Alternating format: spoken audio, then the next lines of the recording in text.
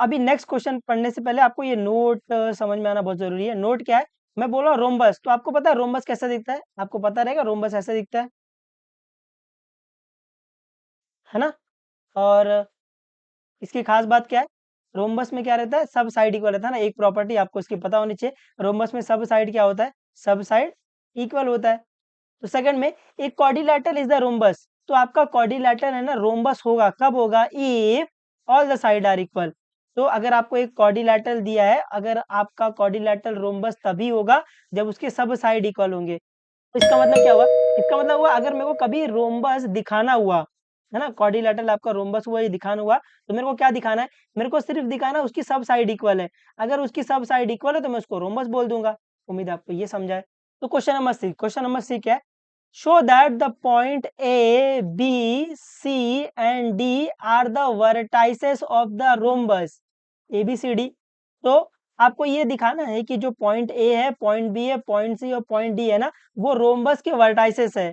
तो अपन क्या करेंगे, एक ऐसा रोम्बस बना लेंगे और उसको ए बी सी डी नाम दे देंगे। तो इसको नाम दे लो ए बी सी और डी, और इसके कोऑर्डिनेट भी लिख लो। इसका कोऑर्डिनेट क्या है, ए का कोऑर्डिनेट है 4, -7, बी का कोऑर्डिनेट है -1, 2, सी का कोऑर्डिनेट है 8, 5 और डी का कोऑर्डिनेट है, डी का कोऑर्डिनेट आपके पास है 5, -4।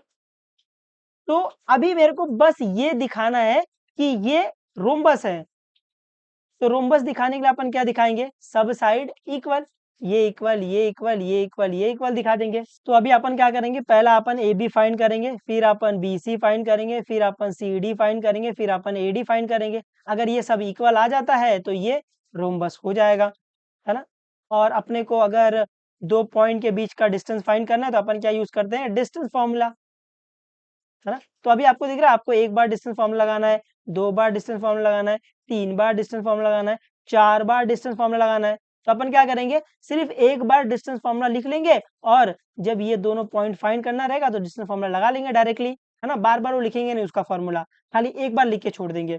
तो सोल्यूशन में, पहले लिख लेंगे डिस्टेंस बिटवीन टू पॉइंट, क्या आएगा, √(x2 - x1) the whole square plus (y2 - y1) the whole square. तो ये क्या आ जाएगा, ये आ जाएगा पहला, the distance between two point, the distance,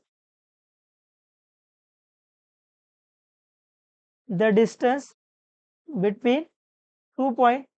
तो दो पॉइंट का डिस्टेंस अपन कैसे फाइंड करते हैं, बाय डिस्टेंस फॉर्मूला, क्या है, तो फॉर्मूला क्या आ जाएगा, फॉर्मूला जाएगा अंडर रूट, क्या आएगा, √(x2 - x1) the whole square, (x2 - x1) the whole square plus (y2 - y1) the whole square, (y2 - y1) the whole square. तो यहाँ पर अपन पहला क्या करेंगे, पहला अपन ए बी फाइंड करेंगे, है ना, ए बी। तो ए बी फाइंड करने से पहले शायद अपन वो कोऑर्डिनेट लिख लेते तो अच्छा रहेगा ना, ए बी सी का कोऑर्डिनेट वर्टिकल में लिख लेते तो थोड़ा अच्छा रहता, क्योंकि अपने को उसका यूज करना पड़ेगा बार बार। तो ए का कोऑर्डिनेट क्या आ जाएगा, ए का कोऑर्डिनेट है 4, -7, ना ना ये -4 है, इधर प्रिंटिंग मिस्टेक, इधर -4 आएगा। तो ए का कोऑर्डिनेट है -4, -7। बी का कोऑर्डिनेट क्या है, बी का कोऑर्डिनेट है -1, 2 है। सी का कोऑर्डिनेट क्या है, सी का कोऑर्डिनेट है 8, 5 है। और डी का कोऑर्डिनेट क्या है, डी का कोऑर्डिनेट है आपका 5, -4 है। और इसको क्या करेंगे, इसको ब्रैकेट में रख लेंगे, ठीक है। तो ए बी फाइंड करने के लिए आपका ए बी कहाँ है, ये रहा आपका ए और ये रहा आपका बी। तो इसमें मेरे को बताओ कि x1 y1 और x2 y2 क्या है, ये आपका x1 है, ये आपका y1 है, ये आपका x2 है, ये आपका y2 है। तो फॉर्मूला लगाओ, क्या आ जाएगा, फॉर्मूला आ जाएगा √(x2 - x1) the whole square. तो ये -1 - 4, तो माइनस माइनस प्लस हो जाएगा, तो -1 + 4 द होल स्क्वायर।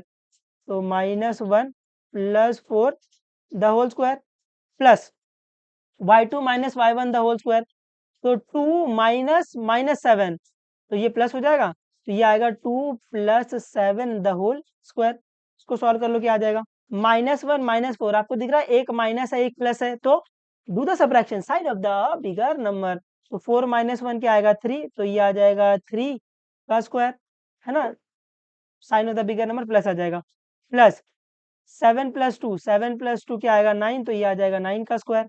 इसको आगे सॉल्व कर लो, तो ये आ जाएगा अंडर रूट 3 का स्क्वायर 9 आता है, प्लस 9 का स्क्वायर 81 आता है, और 9 प्लस 81 करोगे तो 90 आ जाएगा।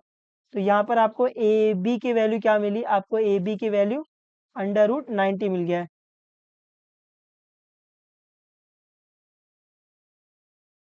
अभी अपन क्या करेंगे, अभी सेकंड स्टेप में अपन क्या फाइंड करेंगे, अपन बी सी फाइंड करेंगे। बी सी, तो बी सी फाइंड करने के लिए फॉर्मूला लिख लो, क्या आएगा, under root x2 minus x1 the whole square. तो बी सी है कहाँ, इसको रफ कर लो एक बार, तो ये आपका रहा बी, ये आपका रहा सी, है ना। तो क्या आएगा, x2 minus x1 the whole square, तो 8 माइनस माइनस 1 तो प्लस हो जाएगा ये, तो ये आएगा 8 plus 1 the whole square, plus y2 minus y1 the whole square, तो 5 माइनस 2 द होल स्क्वायर, तो 5 माइनस 2 द होल स्क्वायर। इसको अपन आगे सॉल्व कर सकते हैं बिल्कुल, तो ये आ जाएगा अंडर रूट 8 प्लस 1 9, तो ये आ जाएगा 9 का स्क्वायर, प्लस 5 माइनस 2 क्या आएगा 3, तो ये 3 का स्क्वायर, तो ये क्या आ जाएगा अंडर रूट 9 का स्क्वायर क्या आएगा 81 आएगा, प्लस 3 का स्क्वायर क्या आएगा 9, तो 81 प्लस 9 क्या आ जाएगा, 81 प्लस 9 90 आ जाएगा। तो आपको बी सी की वैल्यू क्या मिली, आपको बी सी की वैल्यू मिल गई है अंडर रूट 90 मिल गया है। अब मेरे को थर्ड स्टेप में क्या फाइंड करना है, थर्ड स्टेप में मेरे को फाइंड करना है सी डी। तो सी डी फाइंड करने के लिए वापस डिस्टेंस फार्मूला लगा दो, तो सी डी कहाँ है आपका, ये रहा आपका सी, और ये रहा आपका डी। तो सी और डी में x1 y1 और x2 y2 क्या है, ये आपका x1 है, ये आपका y1 है, ये आपका x2 है, ये आपका y2 है। तो लगाओ फॉर्मूला, क्या आ जाएगा, C D is equal to under root x2 minus x1 the whole square, तो क्या आएगा 5 माइनस 8 द होल स्क्वायर, तो ये आएगा 5 minus 8 the whole square, plus y2 minus y1 the whole square, तो minus 4 minus 5 the whole square, तो minus 4 minus 5 the whole square. Solve करो इसको, आगे क्या आ जाएगा, तो ये आ जाएगा अंडर रूट 5 माइनस 8, तो आपको दिख रहा है एक माइनस है, एक माइनस है, तो do the subtraction sign of the bigger number, तो 8 माइनस 5 क्या आएगा 3, और sign of the bigger number minus आ जाएगा, तो ये minus 3 the whole square, plus minus 4 minus 5, तो आपको दिख रहा है दो माइनस है, दो माइनस है, तो do the addition sign of the bigger number, तो 5 प्लस 4 क्या आएगा 9, और sign of the bigger number minus, तो माइनस 9 द होल स्क्वायर। इसको सॉल्व कर लो, ये आएगा अंडर रूट माइनस 3 का स्क्वायर क्या आ जाएगा, 3 का स्क्वायर 9, और नेगेटिव नंबर का स्क्वायर पॉजिटिव, प्लस माइनस 9 का स्क्वायर, तो 9 का स्क्वायर 81 आएगा, और नेगेटिव नंबर का स्क्वायर पॉजिटिव, तो ये सिर्फ 81 आएगा, और 9 प्लस 81 क्या आ जाएगा 90। तो यहाँ से मैं बोल सकता हूँ जो सी डी की वैल्यू क्या है, अंडर रूट 90 है। अभी अपन फोर्थ स्टेप में क्या फाइंड करेंगे, फोर्थ स्टेप में अपन फाइंड करेंगे ए डी फाइंड करेंगे, है ना। तो देखो ए डी का है, ये रहा आपका ए, ये रहा आपका डी, है ना। तो इसमें मेरे को बताना कि x1 y1 और x2 y2 क्या है, ये आपका x1 है, ये आपका y1 है, ये आपका x2 है, ये आपका y2 है ना, ये आपको देखने आना चाहिए। तो क्या आ जाएगा बताना, under root x2 minus x1 the whole square, तो 5 माइनस माइनस 4 तो प्लस आएगा, तो 5 प्लस 4 द होल स्क्वायर, तो 5 plus 4 the whole square, plus y2 minus y1 the whole square, तो माइनस 4 माइनस माइनस 7, तो ये प्लस आएगा, तो minus 4 plus 7 the whole square, minus 4 plus 7 the whole square. अब इसको सॉल्व कर लेना, इसको सॉल्व करके क्या आएगा, ये आएगा अंडर रूट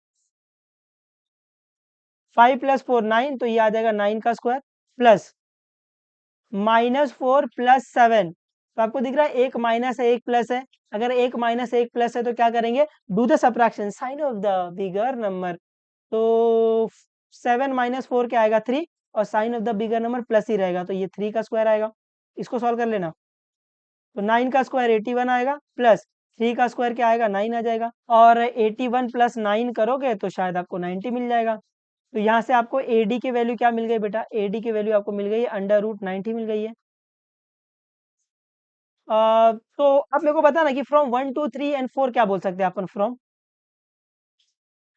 1 2 3 एंड 4 क्या बोल सकते हैं अपन, फ्रॉम 1 से अपन बोल सकते हैं जो ए बी की वैल्यू है, ए बी की वैल्यू क्या मिली, ए बी की वैल्यू अंडर रूट 90 मिला है।